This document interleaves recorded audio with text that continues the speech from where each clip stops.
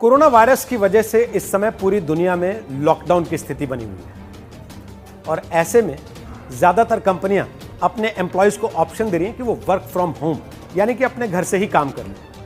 जाहिर है लॉकडाउन में आप घर से तो बाहर निकल नहीं सकते। मीटिंग कैसे करें? आप मीटिंग कैसे करें, इस सवाल का जवाब जब तलाशना शुरू किया गया तो एक ऐप काफ़ी चर्चा में आ गई। आपने भी इस ऐप का नाम सुना होगा। इस ऐप का नाम है जूम। इसकी खासियत यह है कि इस पर 1 से लेकर 100 तक लोग एक साथ एक समय में वीडियो कॉलिंग कर सकते हैं, यानी आप एक दूसरे के चेहरे भी देख सकते हैं, एक दूसरे के साथ बातचीत भी कर सकते हैं। और सिर्फ हिंदुस्तान में नहीं, दुनिया के बहुत सारे देशों में इस ऐप का इस्तेमाल अचानक बड़ी तेजी से बढ़ गया और जैसे जैसे इस ऐप का इस्तेमाल बढ़ा, इस ऐप को लेकर चर्चा बढ़ी, इसको लेकर सवाल भी खड़े होने लग गए। आरोप यह लगा कि इस ऐप पर आपका डेटा सुरक्षित नहीं है, यानी कि अगर आप जूम का इस्तेमाल कर रहे हैं तो आपके मोबाइल का डेटा, आपके लैपटॉप का डेटा, आपके आईपैड का डेटा वो किसी और के हाथ में भी जा सकता है। अगर वाकई ऐसा है तो यह बहुत खतरनाक स्थिति है।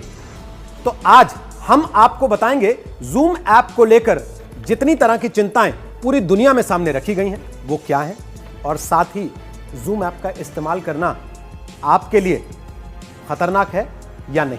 साइबर सिक्योरिटी के लिए भारत में एक राष्ट्रीय नोडल एजेंसी है, CERT-IN। इसका फुल फॉर्म है computer emergency response team of India.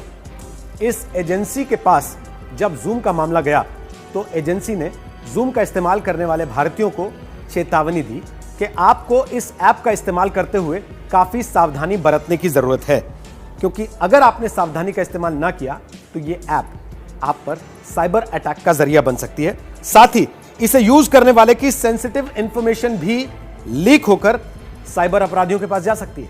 अमेरिकी वेबसाइट CNET के मुताबिक कैलिफोर्निया में इस ऐप पर एक लॉसूट यानी कि एक मुकदमा भी फाइल कर दिया गया और इस मुकदमे को फाइल करने के लिए 3 चीजों को आधार बनाया गया।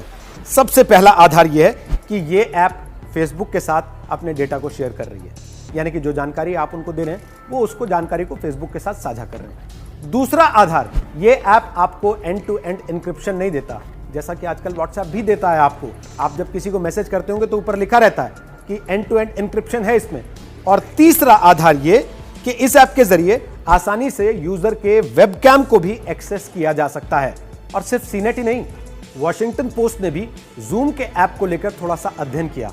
उन्होंने इन्वेस्टिगेशन किया तो उन्होंने पाया कि हजारों लोगों के पर्सनल जूम वीडियोस इंटरनेट पर फ्री स्पेस में उपलब्ध हैं, यानी कि आपने जूम के जरिए जो बातचीत की, जो वीडियोस इधर से उधर हुए, वो सारे इंटरनेट पर किसी तीसरे, किसी अनजान आदमी के देखने के लिए भी उपलब्ध हैं। इन वीडियोस में से वॉशिंगटन पोस्ट ने 5 लोगों का पता लगाया, उन तक पहुंचे, उनसे बात की और उनसे पूछा तो उनमें से किसी को यह मालूम नहीं था कि उनके वीडियोस लीक होकर आखिर इंटरनेट पर कैसे आ गए। सिक्योरिटी एक्सपर्ट ब्रायन क्रब की माने तो ऐसे बहुत सारे टूल्स हैं जो आपको इंटरनेट पर 1 घंटे में ही 100 जूम मीटिंग आईडीज ढूंढकर सामने रख देंगे, यानी कि 100 ऐसे लोग जिन्होंने मीटिंग्स की होंगी।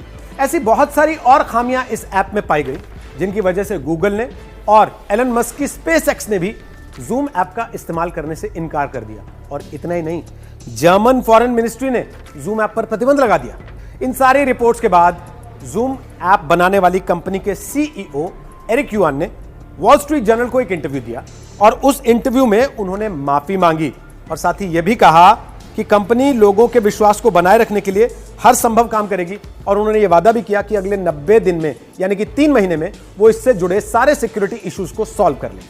अब आपको यह भी जान लेना चाहिए कि आखिर एरिक युआन हैं कौन। जूम ऐप के फाउंडर हैं एरिक युआन और वो एक चाइनीज अमेरिकन हैं। पिछले कुछ ही दिनों में जूम की पॉपुलैरिटी का ग्राफ किस हद तक बढ़ा है इसका अंदाजा आप इस बात से लगा लीजिए कि पिछले 3 महीनों में उनकी नेटवर्थ 112% बढ़कर $7.5 बिलियन हो गई है और सिर्फ 3 महीनों के अंदर वो ब्लूमबर्ग की बिलियनर्स की लिस्ट में 192 नंबर पर आ गए हैं। दिसंबर 2019 में जूम ऐप के एक्टिव यूजर्स की तादाद थी 1 करोड़, जो मार्च 2020 में 20 करोड़ तक पहुंच गई है, यानी कि 20 गुना ज्यादा। तो अगर आप भी जूम ऐप का इस्तेमाल कर रहे हैं तो इस रिपोर्ट को देखने के बाद आपको घबराने की जरूरत नहीं है। आपको केवल भारत की राष्ट्रीय नोडल एजेंसी CERT-IN ने जो सलाहें दी हैं उनका थोड़ा सा ध्यान रखना होगा, तब आप जूम ऐप का इस्तेमाल करते हुए सुरक्षित रख सकते हैं अपने डेटा को। उन्होंने जो सलाहें दी हैं वो नोट कर लीजिए। सबसे पहली सलाह जो उन्होंने दी है वो ये है कि एक ऐप को हमेशा अप टू डेट रखिए, यानी कि लगातार अपडेट्स उसमें जो आ रहे हैं उनको आप रिफ्रेश करते रहिए, दोबारा से डाउनलोड करते रहिए। दूसरा, एक मजबूत पासवर्ड रखिए। और तीसरा, हर मीटिंग के लिए आप एक यूनिक पासवर्ड रखिए। साथ ही साथ मीटिंग के लिए आप वेटिंग रूम फीचर को एनेबल रखिए, ताकि कोई भी व्यक्ति जो उस मीटिंग का हिस्सा बनना चाहता है वो मैनेजर की अनुमति के बगैर उस मीटिंग में शामिल ना हो पाए। तो बस इतना ही करना होगा, तो आप सुरक्षित रहेंगे। सावधान रहिए, सतर्क रहिए, सुरक्षित रहिए।